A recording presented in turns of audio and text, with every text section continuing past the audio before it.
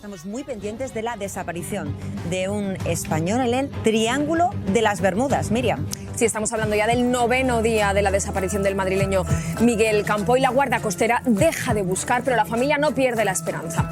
Vamos a contaros. El experto marinero de 56 años salió a navegar desde las islas Ábaco en dirección Nassau, en Bahamas, para reunirse con unos amigos.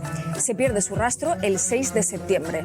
Hasta ahora solo se ha avistado a la deriva el bote de emergencia con el que cuenta su barco, un velero de 13 metros con el nombre de Blue. Miguel Campoy, experto marinero de 56 años, desapareció el pasado 6 de septiembre, sábado, al sur de las islas Ábaco, al norte de las Bahamas, tal y como informaban los compañeros del programa Mañaneros 360 de Televisión Española y otros tantos medios de comunicación. Desaparecía en una zona marcada por el misterio, la leyenda y las desapariciones aparentemente sin explicación. El Triángulo de las Bermudas. Sucedió mientras Miguel, patrón de yate y responsable de un negocio en el que alquila su velero, viajaba hasta Nassau, capital de las Bahamas, para encontrarse con dos amigos y continuar navegando por el mar Caribe. Hacía un mes que había partido en solitario en su velero de 13 metros de eslora y color azul llamado Jolly, y ese mismo día, 6 de septiembre, alrededor de las 5 de la tarde, envió a sus familiares varios mensajes y mapas informándoles de que se retrasaría debido a la falta de viento y su previsión era llegar a su destino en unas 8 o 10 horas. Tras esta conversación, la radio de su velero enmudeció, dejó de dar señal y hasta hoy se le perdió la pista por completo.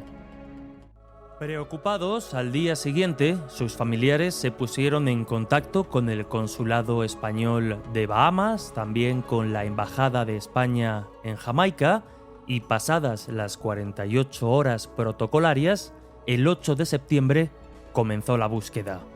Un día después, encontraron la lancha de apoyo del velero cerca del faro Hole in the Wall, al sur de las islas Ábaco, y la encontraron a la deriva, con el motor a ralentí, ya sin gasolina y vacía, salvo por toda la documentación de Miguel, tarjetas de crédito, el pasaporte, la baliza de señalización, y del velero y del tripulante ni rastro.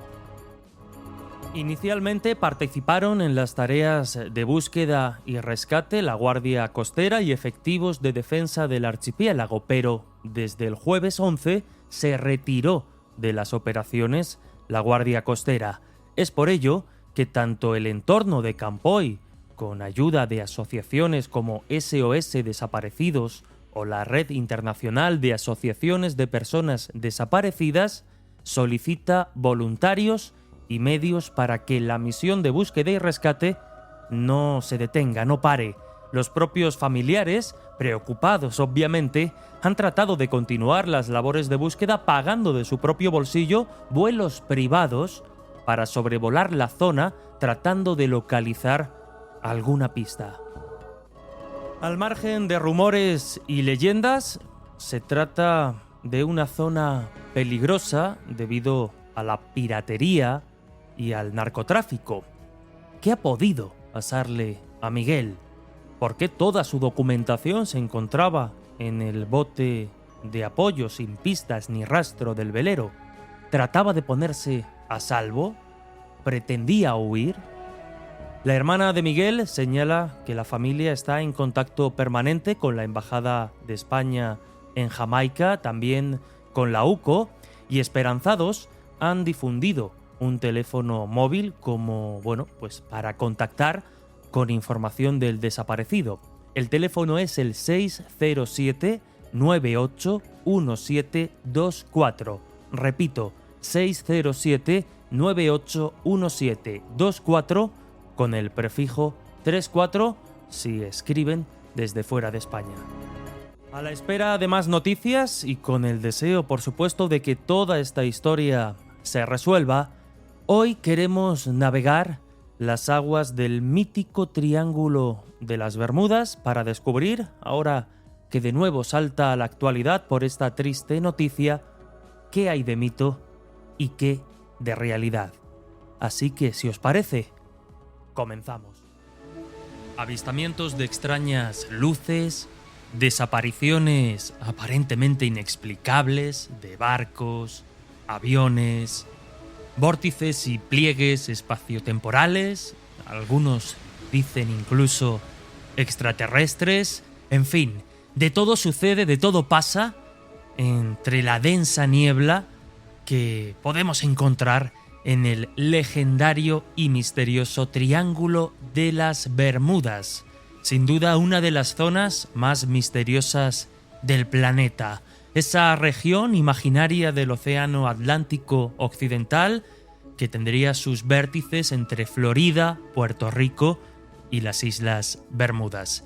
Y que, por encima de todo, sigue generando a día de hoy todo tipo de teorías, porque al margen de la noticia con la que hemos abierto el programa, si uno teclea Triángulo de las Bermudas en el buscador y se dirige a la pestaña de noticias, encontrará titulares como «Un científico asegura que resolvió el misterio del Triángulo de las Bermudas», «Las razones detrás de las desapariciones en el Triángulo de las Bermudas», «Un investigador asegura haber descubierto el misterio del Triángulo de las Bermudas». Y estas noticias son de hace apenas unas semanas. Y es que, aunque mucho me temo que hoy ni siquiera rascaremos la superficie de un enigma tan inmenso del que se ha dicho y escrito mucho desde hace más de 50 años, pues son muchos los que han tratado de arrojar luz a este pretendido misterio. También otros tantos han tratado de agrandarlo. El último en intentar arrojar respuestas ha sido el doctor Simon Boxall, prestigioso oceanógrafo de la Universidad de Southampton, que, bueno, según él, ha identificado la causa fundamental de los incidentes en el Triángulo. Para él serían las denominadas olas rebeldes u olas solitarias, que por cierto han sido origen de muchas leyendas a lo largo de los siglos entre los marineros y durante mucho tiempo pues se han tenido como eso, una leyenda. El caso es que estas formidables olas pueden llegar a alcanzar hasta los 30 metros de altura y se generan pues por la confluencia de múltiples sistemas de tormentas que operan simultáneamente en ese área ya descrita. Repito, veremos si tenemos tiempo de abordar estas y otras posibles explicaciones a las desapariciones o los accidentes producidos en el Triángulo de las Bermudas o Triángulo del Diablo. Lo cierto, y creo, ¿no?, que esto es importante tenerlo en cuenta, es que es imposible o muy difícil tratar de explicar todas con una única explicación o un único fenómeno como causante de todas esas tragedias. En cualquier caso, es momento ya de saludar y recibir de nuevo en el Dragón a un buen amigo y mejor investigador de los misterios marinos. Iván Figueiras, escritor, fotógrafo, viajero, buzo, entre un montón de cosas, ha trabajado como sonarista en diferentes submarinos y ha cruzado el Océano Pacífico a bordo del velero White Pigeon. En fin, alguien que conoce muy bien la mar y que ha investigado a fondo muchos de sus misterios y como consecuencia, pues ha escrito libros imprescindibles como Enigmas y Misterios de la Mar o el último publicado, Operaciones Nucleares Submarinas. ¿Qué tal, Iván? Bienvenido, ¿cuánto tiempo? Señor Ortega, don Jesús, pues tanto tiempo. Oiga, no va a ser por culpa mía, ¿eh? No será porque usted no me llama. Es verdad, es verdad. Anda que no hay... Tenemos ahí unos cuantos temas pendientes, tú lo sabes bien. Porque si tardamos persiguiéndonos el uno al otro. Tenemos unos cuantos temas pendientes y bueno, el Triángulo de las Bermudas como buen misterio, hay que decir a la audiencia del Dragón que en su día ya se grabó un programa al hilo de este tema, pero desapareció, quién sabe si absorbido por algún por algún vórtice dimensional. Qué extraño. Esos han sido los extraterrestres. Los mismos que hicieron las pirámides, pues esos. Los mismos. Iván, antes de nada, yo creo que, bueno, antes de pasar a repasar algunos de los casos clásicos que, bueno, pues que conforman la mitología propia de esta zona, de este lugar, del Triángulo de las Bermudas, quizás sea pertinente, bueno, preguntarse cuándo y cómo surge el término de Triángulo de las Bermudas y cuándo empieza a cobrar fuerza esta historia que, como repito, pues vuelve de forma recurrente a la actualidad y desde hace ya casi un siglo no nos abandona. Hombre, pues la verdad es que tuvo un nacimiento así bastante brusco, vamos a decir así, porque la primera mención que hay, sin ponerle nombre, a que hay una zona por ahí un poco rara en la que desaparecen barcos y aviones, es en una cita de Agárrate, de Associated Press, del año 50. O sea, la agencia de noticias, una de ellas de las más serias que hay. Y luego no vuelvo a ver más hasta que en la revista Fate, de la cual se puede uno fiar lo justo, la verdad es que era el equivalente de los años 50 a cualquier revista de temas de misterio de hoy en día. Entonces, claro, el estándar vamos a decir que no era el mismo, ¿no? Y ahí es donde ya se le ponen los primeros límites. La primera definición que se da, creo que es la típica de Puerto Rico, Miami y las Bermudas. Pero luego ya recibe su nombre en otra publicación o en la revista Argosy, no me salía el nombre, en un artículo hecho por Vincent Gaddis, que es un tipo con el que me he tropezado en unas cuantas investigaciones y la verdad nunca me ha parecido precisamente una fuente muy creíble, ¿no? Pero bueno, no he conseguido nunca el artículo original de Argosy, la verdad, y me encantaría. Y luego ya llega el petardazo final, en el año 74, Charles Berlitz, que publica su infame El Triángulo de las Bermudas. Es que no se me ocurre llamarlo de otra forma. El libro que, como dices, pega el petardazo y es el que hace mundialmente popular esta zona acotada y el que le mete leña al fuego, añadiendo ahí casos y casos y casos, la mayoría de ellos, como vamos a ver en los próximos minutos, sin más fundamento que su propia imaginación y sus ganas de, bueno, pues de hacer dinero. Sí, tal cual. O Charles Berlitz lo que iba era por la pasta, o directamente no se creía cualquier cosa que le contaban y no investigaba absolutamente nada.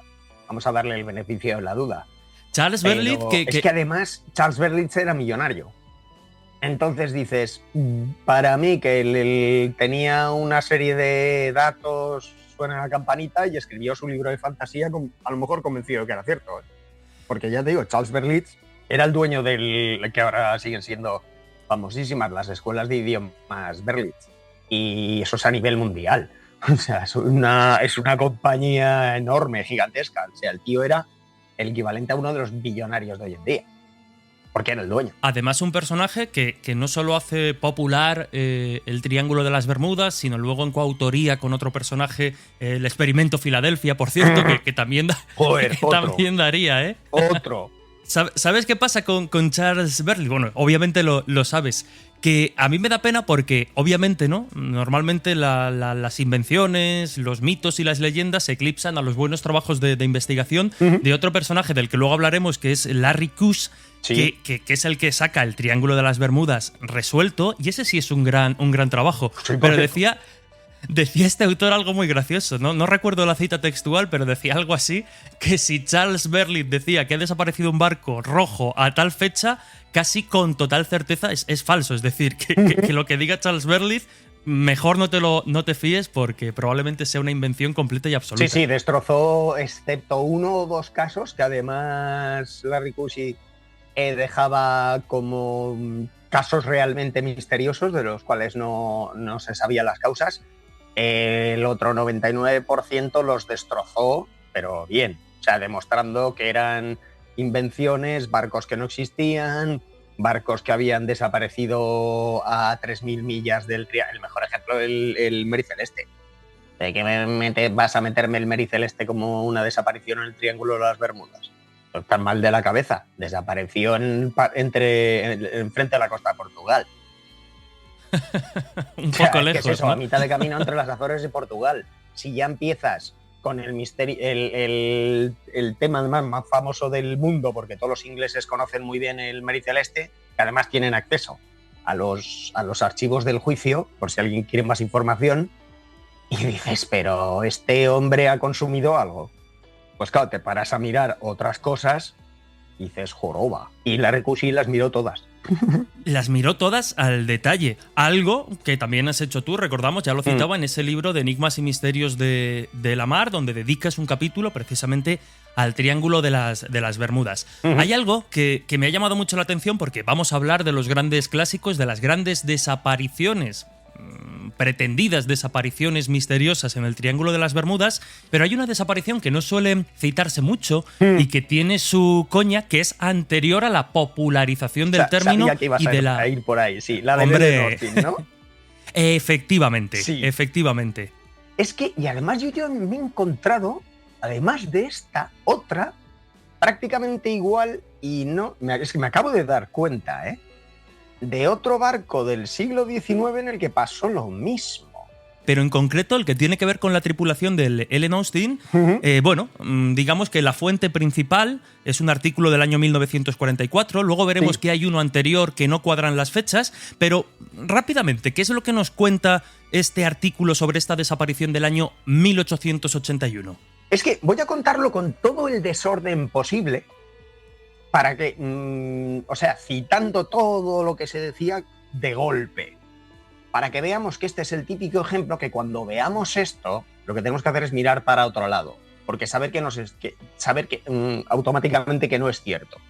O sea, en la mitad de sitios se cita que el barco iba de Nueva York a Londres, en otros que iba de Londres a Nueva York, en unos se dice que lleva tal o cual carga. En la mayor parte de versiones, además, se hace una curiosa mención de que pasan por el norte del Mar de los Sargazos. No, he estado mirando el extremo más al norte del Mar de los Sargazos y tienes que desviarte 600 y pico kilómetros, casi 700 kilómetros hacia el sur. O sea, 1400. 700 más 700 son 1400. Y vamos, en la mar ya sabes la obsesión que tenemos por las líneas rectas. Pues de repente, oye, misteriosamente el Ellen Austin le da por hacer un repasito por el Mar de los Sargazos, que siempre que hay que inventarse una historia de estas, el Mar de los Sargazos es ideal, porque además como la gente cree que es una especie de cosa extraña de color verde donde se quedan atascados los barcos, pues no, vamos a decir que el Mar de los Sargazos es uno de los mares más azules del mundo. Es una característica muy curiosa que tiene, que se puede ver hasta por satélite. Lo ves azul, azul, azul. Precioso. Bueno, pues esa básicamente es la historia del Ellen Austin hasta que... Perdón, el Ellen Austin es el barco, no el que se pierde ni nada por el estilo, sino el barco protagonista de la historia, que es que no me estoy explicando bien. El Ellen Austin se encuentra con un barco vacío a la deriva, sí, pero que además en buenas condiciones, a buena velocidad, y a partir de ahí, ¿qué es lo que sucede? Se encuentra con, ya te digo, con una goletita, con un estilo Mary Celeste, se acercan y dice, anda, si no tiene tripulación. Dice, pues bueno, genial, nos acaba de tocar la lotería.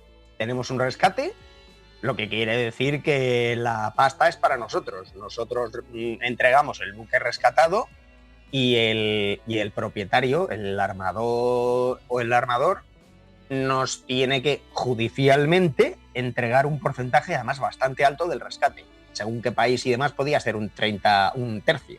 O sea, imagínate. Claro, porque algo que normalmente no se tiene en cuenta es esto que acabas de decir, que encontrarse o rescatar un barco fantasma a la deriva siempre es un buen negocio para el que lo encuentra. Es la jubilación, así de claro, porque el valor completo del barco más el valor de la carga, que suele ser muchas veces muy superior al del barco. Imagínate todos estos super portacontenedores ahora que tiene Maersk, lo que puede valer los 24.000 o 25.000 contenedores que tiene arriba, a lo mejor hasta más que el barco. Pues en la época era bastante habitual, dependiendo de lo que, imagínate, si llevaba especias o alguna cosa por el estilo, vamos, lo que valía era la carga. Entonces el capitán del Ellen Austin decidió lo que se hace normalmente, como en el Mary Celeste también, destacó parte de la tripulación al barco para que lo llevaran y fueran los dos juntos a puerto.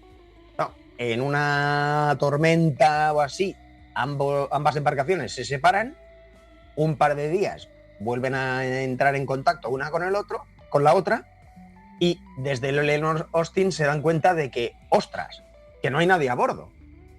Que la gente que acabamos de destacar nosotros a este barco han desaparecido todos otra vez. Anda, ¿y qué hacemos? Pues parece ser que el patrón se pone en plan codicioso, digo, bueno, el premio no lo vamos a perder y además, mira, mejor, hay menos para repartir. Porque todo ese premio se reparte a partes iguales entre la tripulación y una parte doble al patrón. Y dice, mejor, menos para repartir. Vuelve a destacar parte de la tripulación al misterioso barco, que por cierto no tenía nombre, lo cual ya llama la atención. Yo en mi vida he visto un barco que no tenga nombre. De hecho, hasta cualquier bote de remos le ponen mi Marina Tercera o mi Josefa Cuarta. O sea, y ese barco en cuestión, oye, mira, no tenía nombre, qué casualidad. Y bueno, pues se supone que cuando van a volver a puerto, vuelve a desaparecer por segunda vez. Y el único que llega a puerto es el Eleanor Austin. En teoría, porque, bueno, el Eleanor Austin sí existía si te paras a mirar los registros de Lloyd's y demás, pero vamos a decir que no coinciden las fechas. Este barco existía mucho más tarde, si no recuerdo mal, es un barco de los 1870 o algo por el estilo. No está muy claro también los viajes que hacía, sí que eran transatlánticos, pero vamos, en ninguna compañía de seguros, sobre todo Lloyd's, que es el monopolio que va anotando todo lo que sucede en el mar, todos los accidentes y demás, están en el registro de Lloyd's. Antes eran públicos, hasta hace un par de añitos, la suerte que tuve yo cuando escribí este libro, pero ahora son de pago. Lo cual es una gran desgracia. Gracias a los registros de Lloyd's, ahí era una mina de oro precisamente para investigar este tipo de misterios. Sí, todo. Te podías investigar la carga que llevaban, todo. O sea, el Mary, para mí, por ejemplo, para el Mary Celeste, a mí me vinieron muy bien para confirmar cosas que sabía por la documentación del juicio. Claro, la documentación de la aseguradora, esa es la que vale, porque entra un agente de seguros a investigar el barco a decir, efectivamente, tienes 3.000 barriles de tal porque lo he confirmado.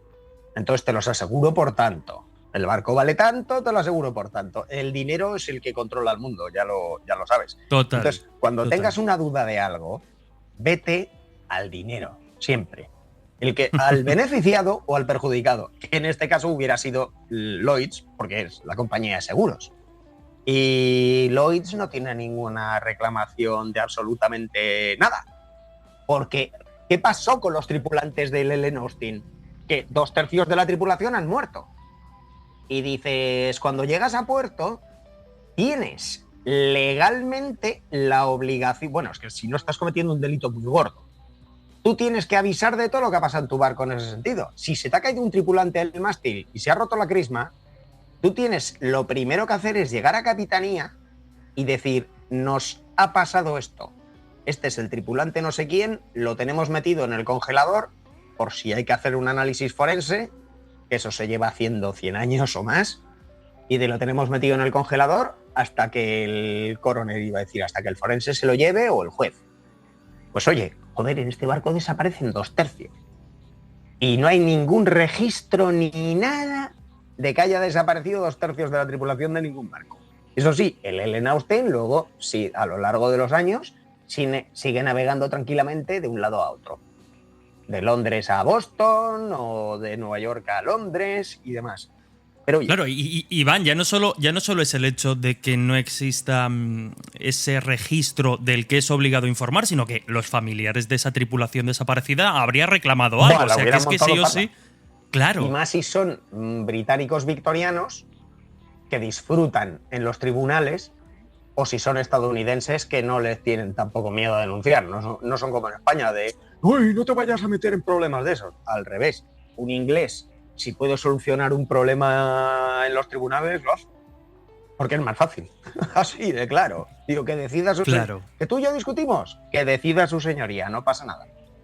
Y no hay absolutamente ningún caso, coño. Estamos hablando de un montón de gente, de la tripulación, de 2/3 de la tripulación de ese barco. Y oye, no hay absolutamente nada. Pero es que lo gracioso es que en más de 50 años no se sabe nada y luego de repente aparece un artículo en 1906 escrito por un capitán de fragata que luego vuelve a mencionar 20 y tantos años más tarde en un programa de radio y al final acaba escribiéndolo en un libro, que es del año 44, creo. O sea, sí, todavía estaba la Segunda Guerra Mundial por ahí en marcha. Y dices, ¿qué? O sea, esto ya es la tomadura del pelo del absurdo.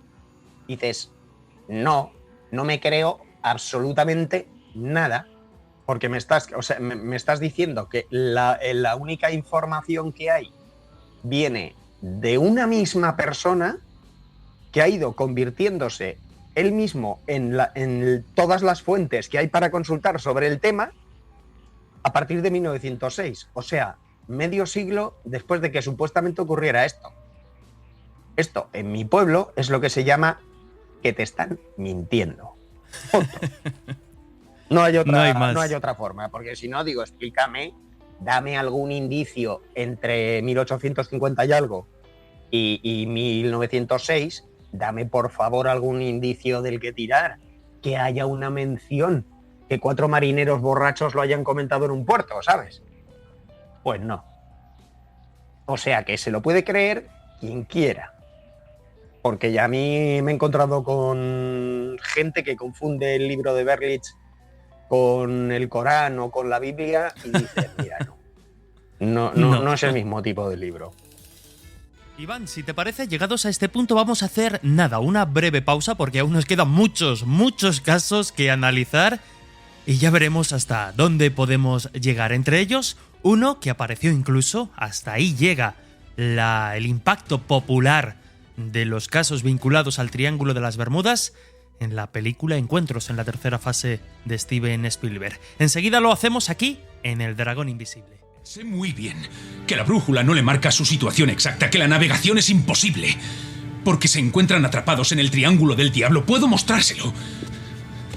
Se extiende desde las Bermudas hasta Puerto Rico y sube hasta Florida. En esta ocasión, navegando, tratando de descifrar algunos de los misterios del mítico Triángulo de las Bermudas. Ya hemos visto que su origen es más reciente de lo que popularmente se piensa, que incluso hay casos anteriores a los más populares y cuya base pues no es del todo cierta, y parece ser que todo lo que ronda a este fatídico lugar del planeta tiene más de fantasía que de realidad, tiene más de creación literaria que de hechos verídicos. Y estamos haciéndolo con un invitado de lujo, el escritor e investigador Iván Figueiras, especialista en todo lo que tiene que ver con los misterios de la mar. Y si hemos hablado antes de un caso situado en el siglo XIX, vamos ya de lleno con otro de esos que es sin duda uno de los clásicos vinculados al Triángulo de las Bermudas, el SS Cotopaxi, construido en 1918 en Michigan, con capacidad para una tripulación de 32 personas, y que el 29 de noviembre de 1925 parte del puerto de Charleston, en Carolina del Sur, con dirección hacia La Habana, y apenas 2 días después, el 1 de diciembre de 1925, envía un mensaje de emergencia de que se encuentra envuelto en una terrible tormenta tropical.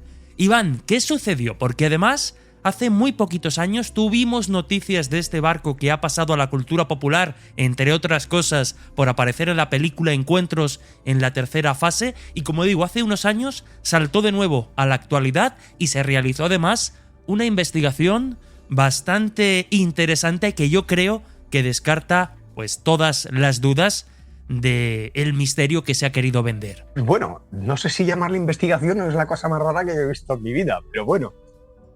Claro, es que cuando el Cotopaxi desapareció, bueno, envió un mensaje de radio de emergencia diciendo que estaba metido en plena tormenta tropical, que quien no ha estado en una tormenta tropical no tiene ni idea de lo que es, porque no es una broma, o sea, así de claro, cuando se pone que un huracán ha descendido a nivel de tormenta tropical, para que veas la diferencia que hay entre uno y otro.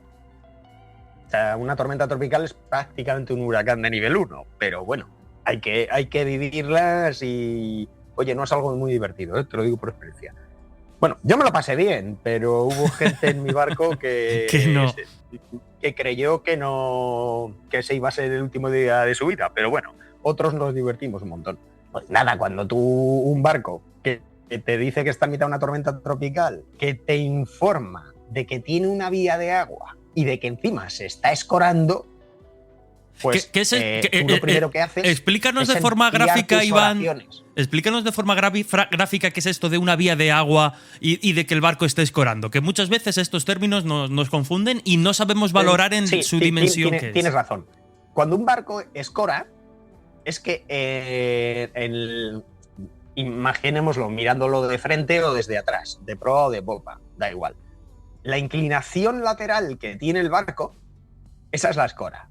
La escora puede venir causada por un millón de cosas, porque por el oleaje el barco va variando la escora de un lado a otro, pero si tú tienes una escora constante hacia un costado, eso suele ser algo muy malo, porque has tenido un corrimiento de carga, porque cuando has estivado el barco lo has cargado mal y has puesto la carga donde no debiera estar, y entonces, claro, el barco tiene un nuevo punto de equilibrio, pero muchísimo más inestable, de tal manera que el movimiento de las olas puede hacer que el barco literalmente zozobre o vuelque. Y claro, si a esto le añades una vía de agua, porque el tema de la escora parece que venía ya de antes, si a esto le añades una vía de agua, el agua va siempre hacia abajo. Es un crack, no se equivoca nunca de camino.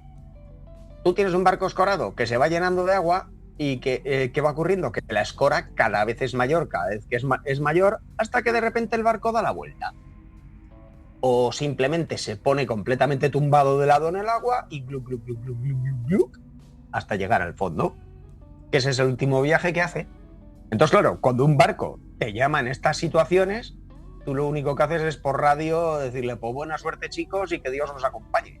Y no se dio como oficialmente desaparecido a finales de ese mismo, el 31 de diciembre, fíjate, el día de Nochevieja, y yo creo había sido el 1 de diciembre, si recuerdo bien, el día que desapareció, sí. Bueno, el día que se recibieron esos mensajes de radio. Pero es que lo gracioso es que, y además yo lo escuché en un par de programas de misterio, como si fuera la repera, se extendió la noticia y salió en los periódicos, que yo tengo capturas de periódicos españoles, no me acuerdo cuál, El Mundo, El País, o fueron dos, creo recordar, el ABC y otro. Y tengo las capturas de pantalla de los periódicos, cómo sacan la imagen del supuesto Cotopaxi metido entre una olas en un fuerte oleaje, porque supuestamente había sido localizado por la Armada cubana. Entonces, claro, la Armada cubana efectivamente le había sacado la foto y lo habían abordado. Habían encontrado hasta el, ¿cómo se dice? Hasta el cuaderno de bitácora, etcétera, etcétera. Pero claro, sí, y además, confirman literalmente que se trata del SS Cotopaxi, que SS significa simplemente barco a vapor. De la misma manera que, yo qué sé, SSN significa buque submarino a propulsión nuclear, pues SS es barco a propulsión a motor. Vamos a decirlo así. Es que todo este tipo de embarcaciones tienen todas sus iniciales delante. Y bueno, pues confirma la Armada cubana que se trata del SS Cotopaxi. Claro, que está muy unido a la leyenda del Triángulo de las Bermudas, pero por una razón muy divertida. Porque es aquel barco que sale en mitad del desierto de Mongolia en encuentros en la tercera fase. Y luego, al final de la película, cuando se baja toda la gente del OVNI y vemos incluso a la gente del vuelo 19, pues me imagino que entre toda esa gente que bajaba del platillo volante estaría la tripulación del Cotopaxi.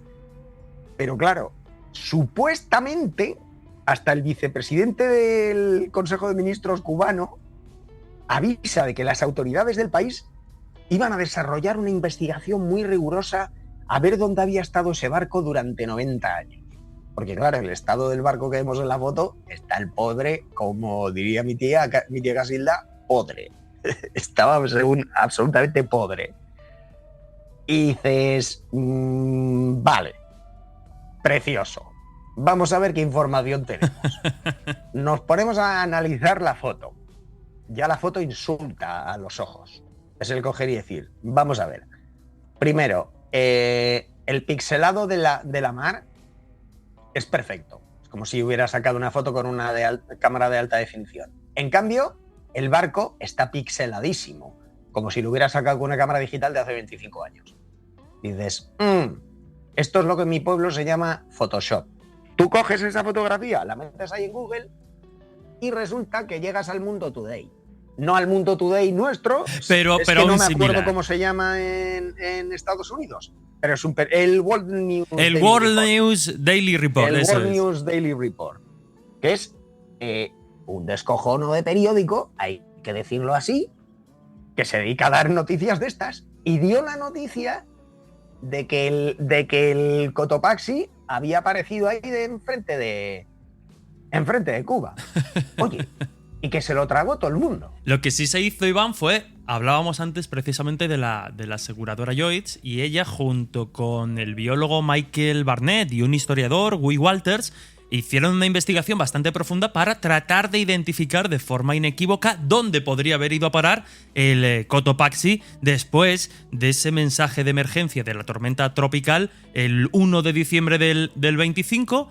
Y lo cierto es que lo resuelven, porque es una investigación bastante chula, porque de entrada encuentran una válvula fabricada a 18 kilómetros de donde técnicamente se había construido el Cotopaxi, y lo más curioso es que incluso tomando las medidas del pecio del Biar, que se pensaba que era ese barco, ven que las dimensiones coinciden con las originales especificadas en los planos del Cotopaxi. Sí, y que no tenía nada que ver con el...